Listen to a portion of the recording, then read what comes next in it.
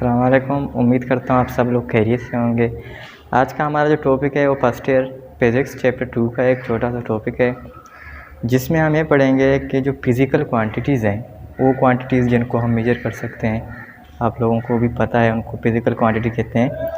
तो उनमें कुछ क्वांटिटी ऐसे होते हैं जिनको समझने के लिए सिर्फ मैग्नीट्यूड और यूनिट की ज़रूरत होती है, और कुछ ऐसे क्वांटिटीज़ भी होते हैं जिनको मैग्नीट्यूड और यूनिट के साथ साथ डायरेक्शन की भी ज़रूरत होती है, जिनको वेक्टर और स्केलर बोलते हैं।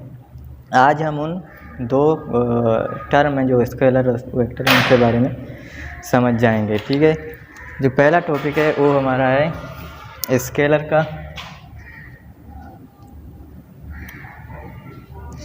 अब हम ये जानने की कोशिश करेंगे कि फिज़िकल क्वांटिटीज़ में कौन से ऐसे क्वांटिटी हैं जिनको हम स्केलर कहते हैं। ठीक है, स्केलर की जो डेफिनेशन है मैं यहाँ लिखूँगा, the quantities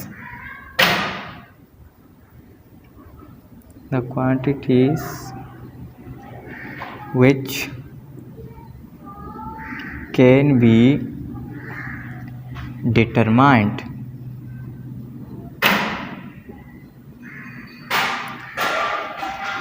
by magnitude and unit, यानी वो क्वांटिटीज़ जिनको डिटरमाइन करने के लिए, जिनको समझने के लिए और उनको जानने के लिए हमें सिर्फ उनका मैग्नीट्यूड और यूनिट पता हो तो उनको हम आसानी समझते हैं, और उन क्वांटिटीज़ को हम क्या कहते हैं, स्केलर्स कहते हैं। फॉर एग्ज़ाम्पल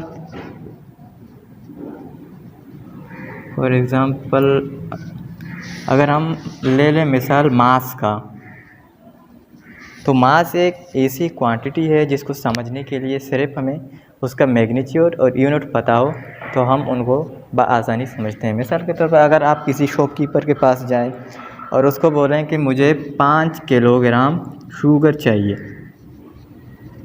ठीक है, ये जो पाइप है एक नंबर है, और वो जो नंबर है वो उस चीज़ का मैग्नीट्यूड को रिप्रेजेंट करता है। ठीक है, ये मैग्नीट्यूड हो गया, और ये जो किलोग्राम है केजी, ये मास का क्या है, यूनिट है।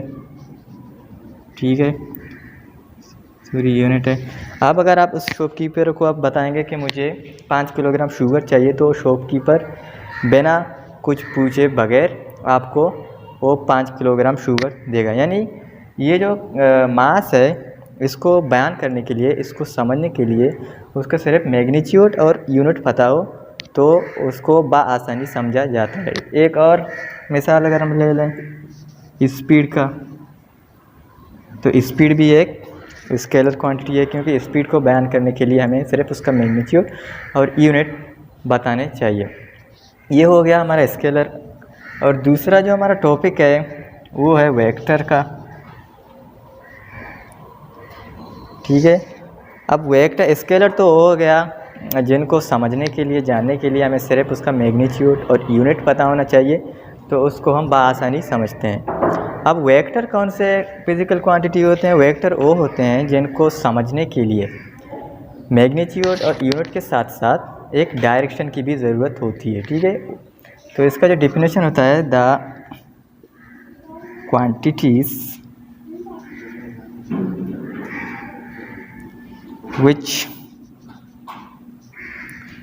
which is determined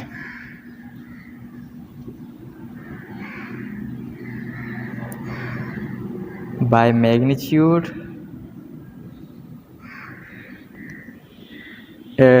unit and direction, but also they must obey the law of vector addition.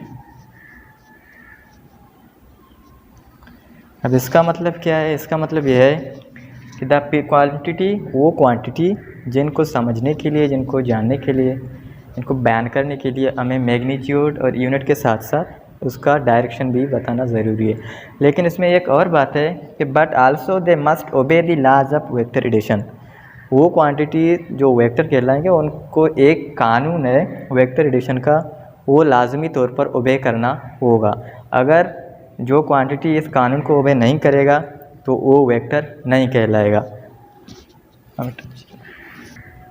मिसाल के तौर पर अगर हम फॉर एग्ज़ाम्पल अगर हम वेक्टर की एक मिसाल देखें,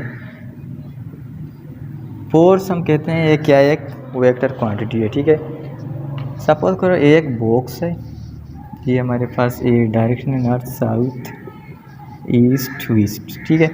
तो मैं अगर आपको बताऊं कि मैं इस बॉक्स पर 50 न्यूटन का फोर्स लगा रहा हूं, ठीक है, तो जब तक मैं आपको उस फोर्स का डायरेक्शन नहीं बताऊंगा, जो आप जो है उसमें आप अंडरस्टैंड नहीं कर पाओगे कि वो फोर्स किस डायरेक्शन पर लग रहा है, ठीक है। तो फोर्स को समझने के लिए उसका डायरेक्शन बताना ज़रूरी है। तो मैं कहूँगा 50 न्यूटन ड्यू साउथ या अपवर्ड डाउनवर्ड, ठीक है। तो फोर्स क्या है, एक वेक्टर क्वांटिटी है। एक और मतलब जो वेक्टर है इसका अगर हम लिख लें तो वेक्टर होता है magnitude plus unit plus direction. अब ये दोनों जो चीज़ें हैं मैग्नीट्यूड प्लस यूनिट, ये तो स्केलर में भी थे, ठीक है। स्केलर में हमें मैग्नीट्यूड प्लस यूनिट चाहिए होता था। अब अगर मैं लिख लूँ वेक्टर, इन दोनों चीज़ों की जगह मैं लिखता हूँ स्केलर प्लस डायरेक्शन। इसका मतलब ये है आप एक स्केलर क्वांटिटी ले लो और उसमें डायरेक्शन ऐड कर लो, तो जो बकाया जो आएगा वो क्या होगा, एक वेक्टर हो जाएगा। अब वेक्टर का जो दूसरा हिस्सा है, जो वेक्टर एडिशन का कानून ओबे करना होता है उसको, एक हमारे पास क्वांटिटी है इलेक्ट्रिक करंट।